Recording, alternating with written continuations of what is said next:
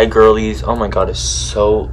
I need to light a candle. Hold on, I'll be back. Actually, y'all want to know what I'm doing? I am lighting up Aphrodite's altar. Yeah, so this is how it's going so far. I have this espresso latte, 4 ounces for her. Normally I have this big, really nice one, but I ran out of it, so I need to buy it. It's like $22. So I'm like, oh god, girl. Gone girl. Left.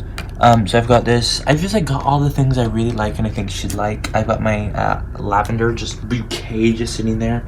And then I've got this rose incense, which I'm gonna light in a second. If you wanna see me light it, cool. Don't mind my messy room, besties. Yeah. Can't see me shine. Better buy visor on your horse so high. Swear to God I'm higher. Okay. What's up, bassies? Let me light this rose incense for Aphrodite. Does anyone else feel better when they're in their feminine energy? Like, I feel like when I'm in my masculine energy too long, I just get so angry.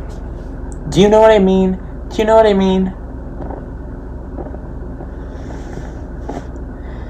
Maybe it's because my masculine side of me is so hurt and unhealed and triggered and traumatized. Who knows? Let me cleanse you. Dear Aphrodite, I love you, Miss Girl. This rose incense is for you. Oh my god, should we have a dance party? I can move these hips. Sway. I feel like I'm a little fruity. Lakey, feel like I'm a little fruity.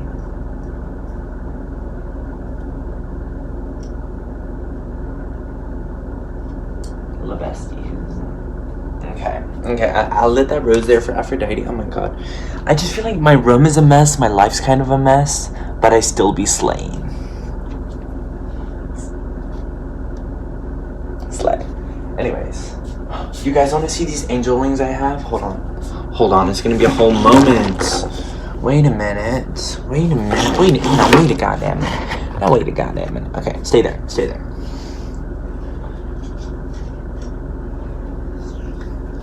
Swear to God, oh, who I am. You think you're the man. You're so toxic. Swear to God, I'm higher. Do not want to be putting any of those energies out. Thank you very much. I do not want to be anxious. We're all cute here. We get to express ourselves individually. Okay, besties. This is what I wanted to show you. Does it not look so cute? Let me put you up here. Look. I've got like little angel wings. Feels like I'm an angel. Swear to God. I feel like a Victoria's Secret angel. Like, you know when they like walk down, they're like...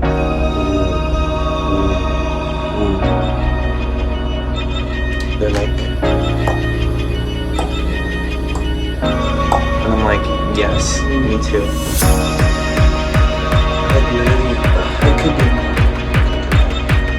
I say this, I literally be saying this and then I get so insecure. I literally feel so weirdly confident right now. And then I go inside the mirror bathroom at like, when I wake up and I'm like, oh god. Like, why am I so insecure sometimes? Frick.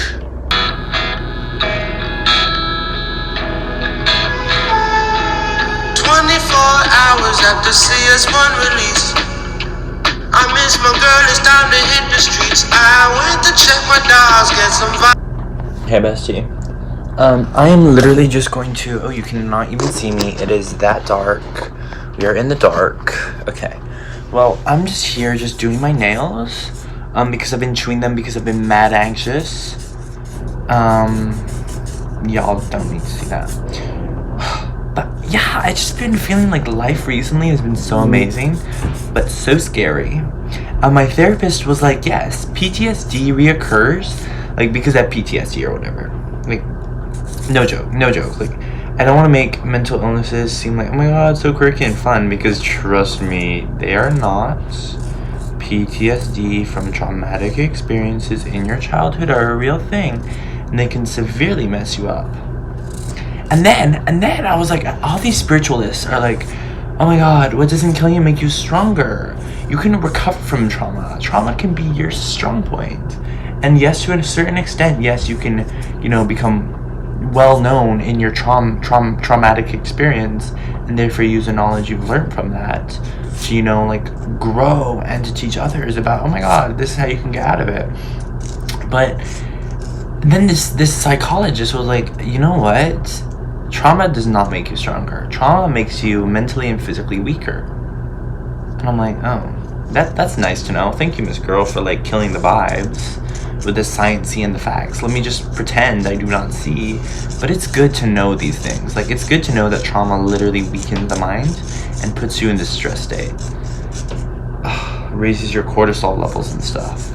But anyways, going back to my therapist, she was like, whenever you transition from like big moments in your life, like, I'm graduating high school and I'm going to like college in Belize, she's like, these traumatic events from your past are going to resurface and it's going to cause a lot of anxiety for you, and this is known as PTSD. And I'm like, well then, missus, that's great to know. And I'm like, so you're saying I'm going through PTSD right now? And she was like, how do you feel? And I'm like, what do you mean? And she was like, how old do you feel right now? And since we're doing like a deep therapy session, I was like, I feel like I'm like 14. No, I was like, I feel like I am a 37-year-old in a 14-year-old's body. And she's like, you don't feel like a 7-year-old in a 17-year-old's body? And I'm like, oh my god, I do feel like a 7-year-old in a 17-year-old's body. But then I also felt like a 17-year-old in a 7-year-old's body. And that's what she meant. Because like PTSD means your body remembers but your mind doesn't. So I was like, I am a 17-year-old living in a 7-year-old body. And then it made me very uncomfortable and we had to stop. She was like, shake it out, girl, shake it out. And I shook it out and I screamed and I howled.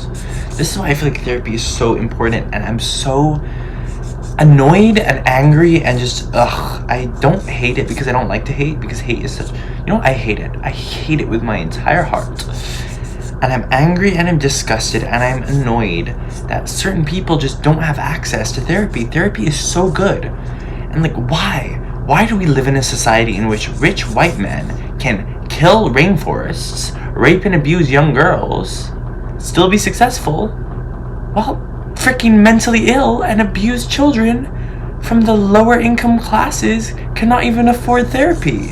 What kind of sick world do we live in? But then again, I'm like, well, Noah, it's your job. You can't be angry all the time. You have to take some action. So I'm like, well, let me be a psychologist. So I'm learning how to be a psychologist. That's my major in SJCJC.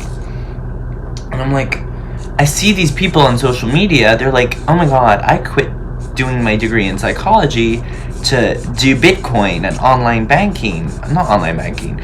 There's just a bunch of people I see nowadays who are like online and making money online, and they're like millionaires. I'm like, how? When? Miss Girl, like, I swear. And I'm low-key jealous because I'm like, I wish I could do that. And I know I could, right? I literally know I could. I'm probably talking too much, guys. I'm so sorry if I'm talking too much. But that's the thing, like, I know I could do all of the things that they're doing. Like, they're like, what? They are generating income from stocks and tradings. But I'm like, no one in Belize knows how to do this. And I'm like, dude, is this really where I want to take my life? Because what I yearn for most is money. Like, I yearn for money because I know money will give me everything I want. But I know if I'm rich and just traveling the world, I won't be as happy as I would be if I was kind of low-key struggling. Does anyone else feel like that? Does anyone else feel like they would be happier if they were struggling? And maybe that's just like an unhealed mindset. But I feel like, well, okay, say I'm like in NYC and like, come on, guys, no one wants to be in New York City. There's rats, people get shot, people are like freaking stolen on the sidewalks. Public housing is a mess. The rates to rent a house, like, let's be honest, is really not that romantic. But exactly, it's not romantic and people struggle every single day. But it's like almost the romanticization of the unromantic bit of it that makes it enjoyable. Like, say if I was a struggling quote-unquote artist living in NYC, that would be so cool. That'd be so cool. But in reality, you would just be living from paycheck to paycheck in a city that's generating enough smog to kill a few thousand babies. Let's be honest. And so I'm like, oh Jesus Christ, what am I meant to do in this world? Like right now, I'm just in my room talking to you guys when the future is untold. Every freaking minute, global climate change. Temperatures are rising, ice caps are melting, and we're just sitting here. I'm filing my nails, react, and pretend like nothing is wrong. Like, what the frick? We need to do something. But then another part of me is so, like, oddly, like, calm about everything. I'm like, no, we're all good. It's all good. We will all survive. We're all gonna be fine. And I'm like, who knows? Maybe we will. But because some poor girl is gonna have to stand up for it all, aka Mrs. Greta Thunberg. And even Mrs. Greta Thunberg has received hate. Like, Miss Girl is trying to save the planet, and all the TikTok community is doing is bullying her. Like, girl, she is trying to save her house. What the hell? Like, if it wasn't for her, I'm sure, like, a lot of things, and even though she stood up for things, climate change is still occurring. The ice caps are still melting. The polar bears are still starving. Like, yes, individual change is amazing, but what we really need is for the massive corporations and the governments to stop being so greedy. I met this man the other day.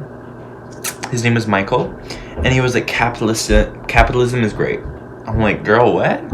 He's like, capitalism is great, you know? Like, we need greed. People need to want money and to earn it because it generates opportunities. And I'm like, yes, I agree with that statement, but like, I disagree with the statement that capitalism is great. Or maybe it is great. Like, guys, can we talk about this? Is capitalism good? Because everyone's like, oh my god, capitalism, we hate capitalism. But why? Is it because you hate capitalism because you're not motivated enough to master the art of capitalism?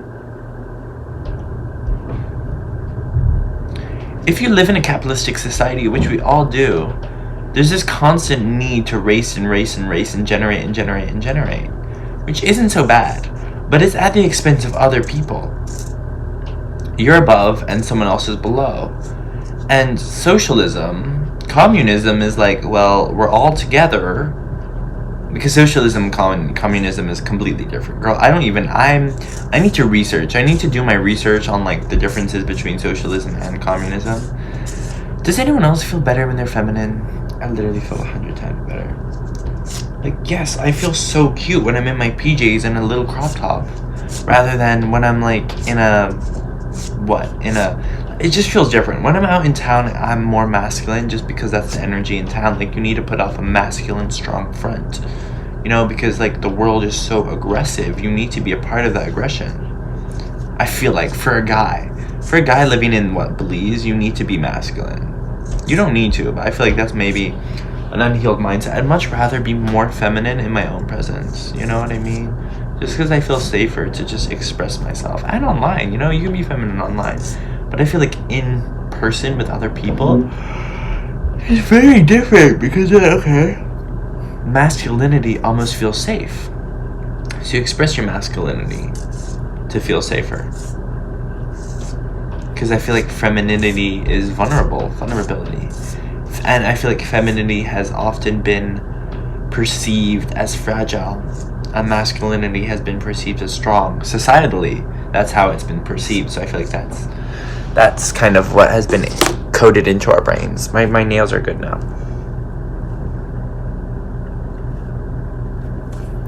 I basically filed them down to like little nubs because I did not want like big kind of claws, so they're like little nubs now. Yeah, that's our talk for tonight, guys. Does anyone else feel like they can't be alone? I feel like when I'm alone, I need to be doing something because I don't want to sit with what I actually feel. So besties, I'm gonna go heal that right now. I'll be back. Love you mucho. Thank you for watching a beautiful No with Noah video. Peace out.